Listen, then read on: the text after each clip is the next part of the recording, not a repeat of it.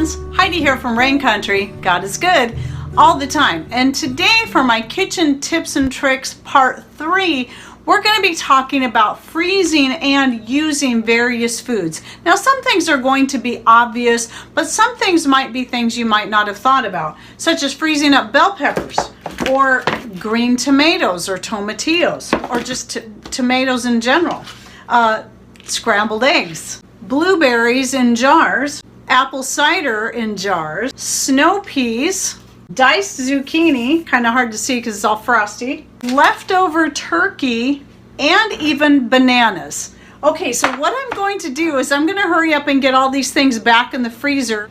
All right, now those are just a few of the many things that I freeze. And as you can see, I had some things in food saver bags and some things in jars. Now there's pros and cons to both of those. Now, one of the things is the things that you saw in the food saver bags are what I used to do and I'm not doing anymore. And one of those is because I'm just fed up with food saver and having to buy a new one every 2 years before it wears out, because we use them heavily when we'd use them. And also because I'm trying more and more to eliminate plastics as much as is possible. Plastics can have a place to a point, but when it comes to freezing and cooking and things like that, you really want to avoid plastics. And so I decided I just don't want to do that anymore. The benefit, though, of doing it that way is it takes up less room, and you're going to be less likely to have any freezer burn going on, where in the jars you just might, depending on what it is you're freezing and so on. However, if you cycle through them quickly enough, it's not going to be that big a deal. Now let's just talk about a few of the different things that you can freeze and how you can use them. So starting off with cheese. Now I have a few videos out, I believe in my homemade macaroni and cheese or hamburger mac and cheese video, that I will go ahead and link to in the description box below. I show this, and maybe in my tamale pie video. I currently do not have any cheese in my freezer because I need to restock. We go through a lot of cheese, but cheese is a really great thing that you can freeze. And here's one of the benefits of it is that cheese, if you keep it in its original package and don't open it up, it can actually last for a very, very long time in your refrigerator. But once you cut that package open, it's more likely to develop mold in a quicker period of time. But you can freeze your cheese if you, let's say you're like us and you live a ways from Costco, or you order your cheese from Azure Standard, which I do from time to time as well if I really am looking for a good organic cheese, and you want to buy it in bulk to get the best price. I was taking the big 5-pound bricks of cheese from Azure Standard and cutting them in half and then freezing them in the glass lock containers so that I could work through just 2.5 pounds at a time rather than having to try to work through the whole brick.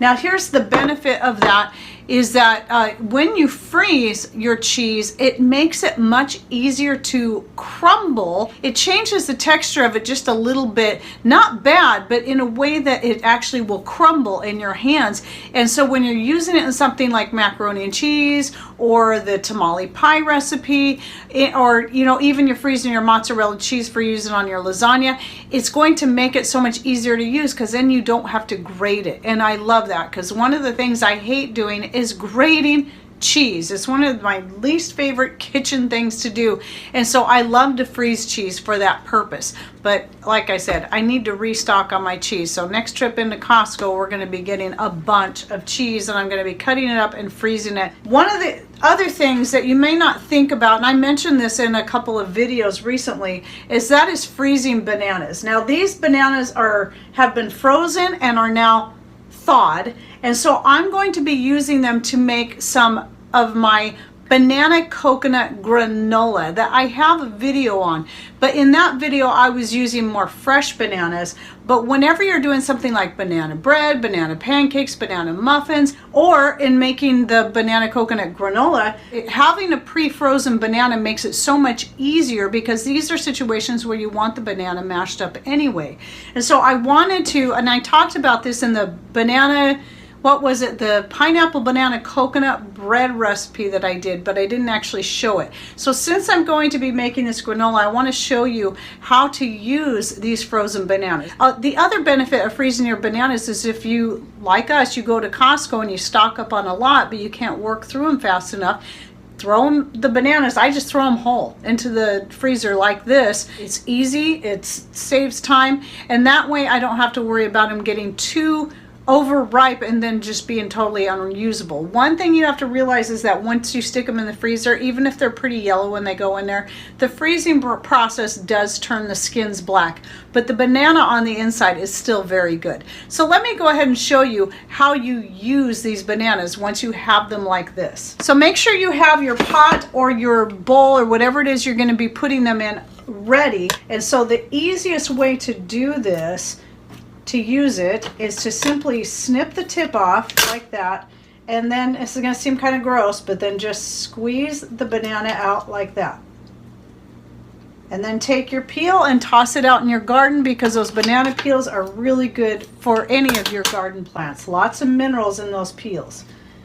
Okay, and so here's the cool thing is that now the banana is pre-mashed. It just needs to be mixed in with the honey, which I'm going to warm slightly. You don't want to overcook your honey. You don't really want to cook your honey at all. You want to keep it as raw as possible. In order to make it easy to mix into the oats and the coconut for the granola, it is best to kind of warm it a little bit. So I'll be adding a cup of honey to this before I go to make the granola. So let me just get a fork here so you can see.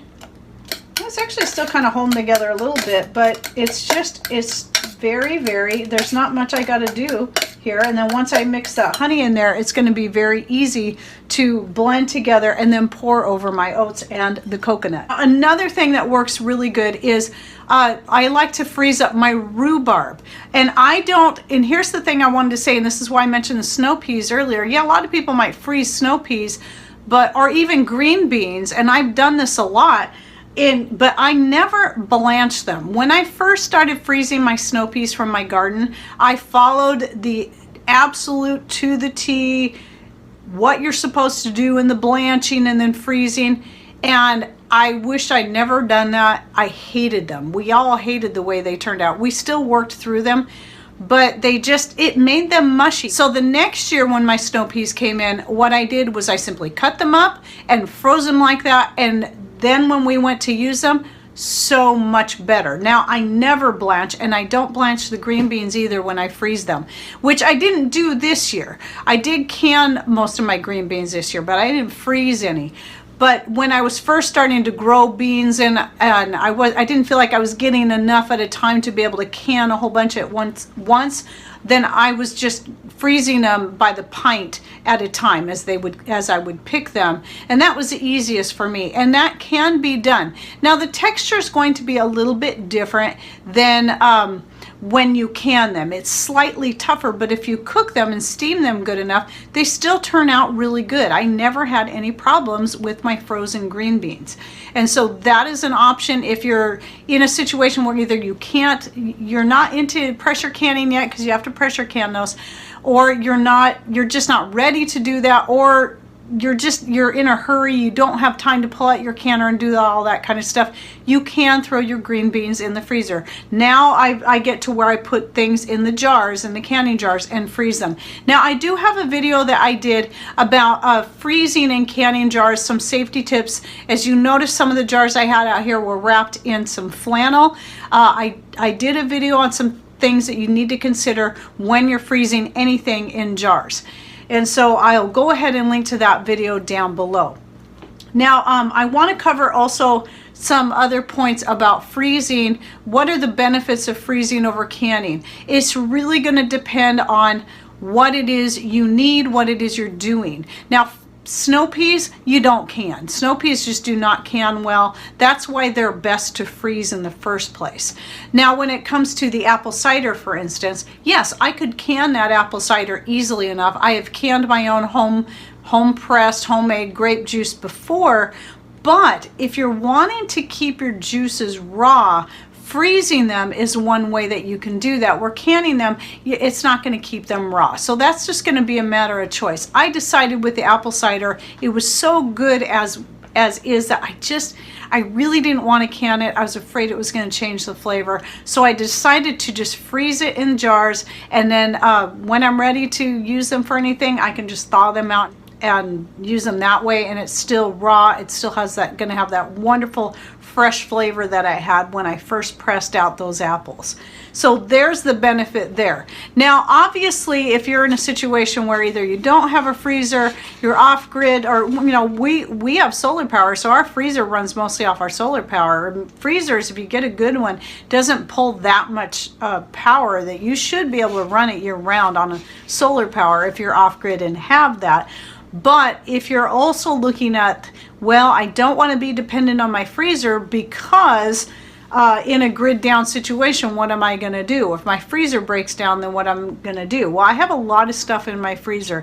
And at that point, here's what I would do. I would start canning up all my meats, which I have a lot of canned meats already, but I would can up what's in there now.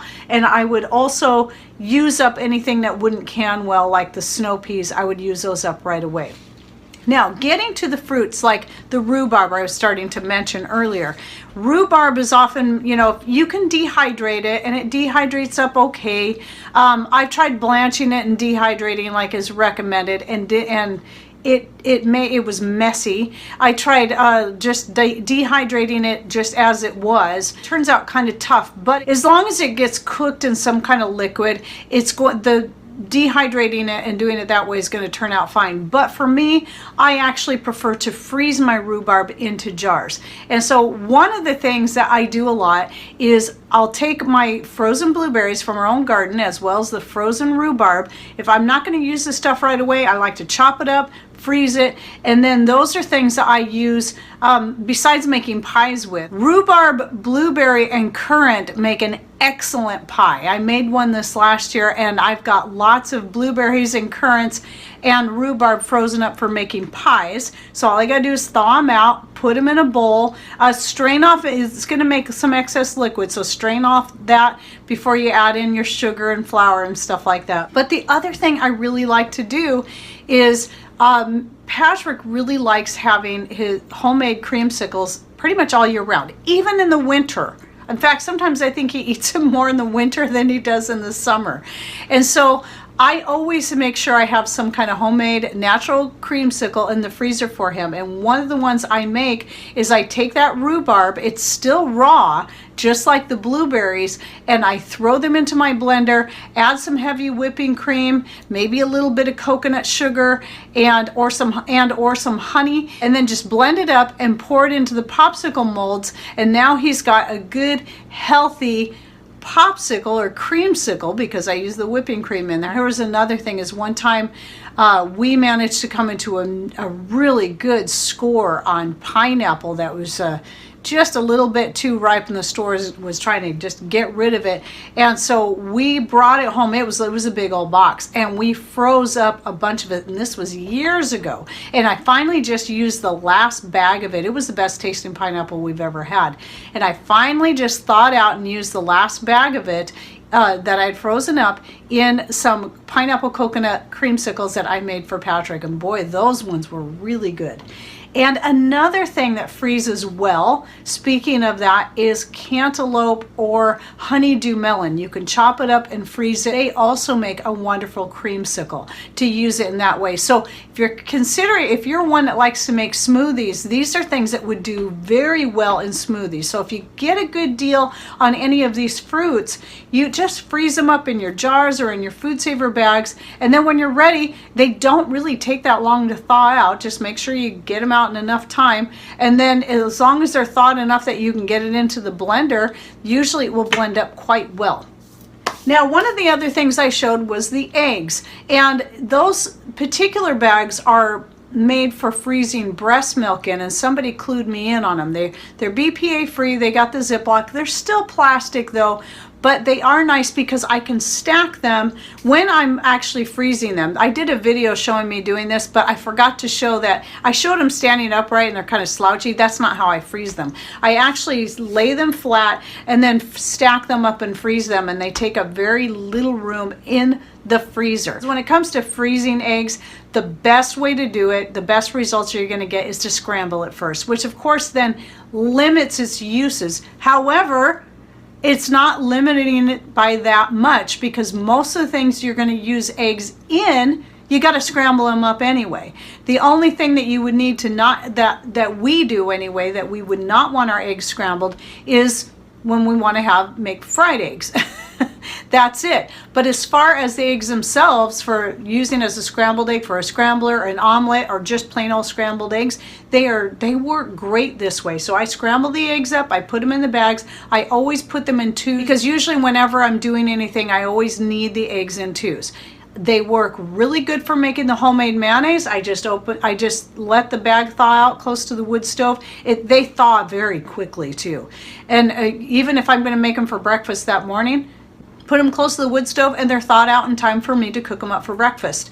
So anyway, these, if I'm making like a sweet bread, like a banana bread, where you need 3 to 4 eggs, I just pull out 2 packages, let them thaw, and use them that way. Again, they have to be scrambled up anyway. So doing it that way is my preferred method for preserving my eggs. And it's easy. They take up very little room. Some other things that freeze very well are bell peppers, or any kind of peppers really. I have, when I figured that out years and years ago, that I could go to the store, and when bell peppers actually go on a decent sale, which I haven't actually seen in forever, but when that happens, I can just cut them up the way I'm going to want to use them, whether it be in longer slivers or just chopped, and freeze them up. And then when I want to make a stir fry or whatever it is that I like to have bell peppers in, I just thaw them up. They freeze up beautifully. Yes, they're going to soften like most things once they're frozen, but you're going to be cooking them anyway, most likely, and so they work really well in things like making pepper steak or whatever it is, or even using in your omelets with your frozen eggs. Just especially if you have them chopped up small enough. Zucchini is another one that I freeze. Now a lot of people might think to shred their zucchini and freeze it up for using in zucchini breads, but what I actually like to do is chop it up into bigger pieces, about 1-inch pieces, and freeze them that way. Now, yes, just like anything else, they are going to get a little bit mushy. You'll need to drain some of the liquid off, but they work really good for having as a somewhat fresh type vegetable if you're in the mood for zucchini. You can throw them into soups or anything that you want to do. Like the other night, I pulled some out. I threw in some onion and some garlic, and then just kind of sauteed them up as a side of vegetable. And the other thing I like to do with them is throw them in with maybe some hamburger meat and some other vegetables that I have frozen up. Just throw them all in a pot and make what I like to call a beef veggie bake. And I do have an old dark video on that if you'd like to see that I'll go ahead and link to down below. It's a very easy and quick meal. You can also throw in a jar of your home canned potatoes. Those will work really well in that as well. And then of course, oh yes, and then the tomatillos and the green tomatoes, same thing like with the zucchini. Those are a couple other things that I will throw in there, as well as the peppers. When I do my beef veggie bake, I'll throw in, maybe, I usually don't use both green tomatoes and tomatillos in the same one, but you might be surprised that green tomatoes, they do have a tartness to them, but they can add a really nice flavor to soups, stews, and even your beef veggie bake. Okay, well that's it for my tips and tricks today on freezing, and there's so much more than that I know that I'm forgetting. So many other things that you can freeze that you might not be thinking of, that might surprise you, that are very easy to use. If you're one that likes to freeze a lot of things, and maybe you feel like you've got some unique ideas in freezing and how to use them, go ahead and put your comments below, because that's the whole purpose of these videos, is to give people, not just for me to give people ideas, but for us all to share with each other, so that we can keep learning from each other and growing and learning the best ways to preserve foods, and then also turn around and use those very foods in various things. Okay, well I hope you're enjoying this series on my kitchen tips tips and tricks. I still have several more videos to come. So thanks for watching. Take care and God bless.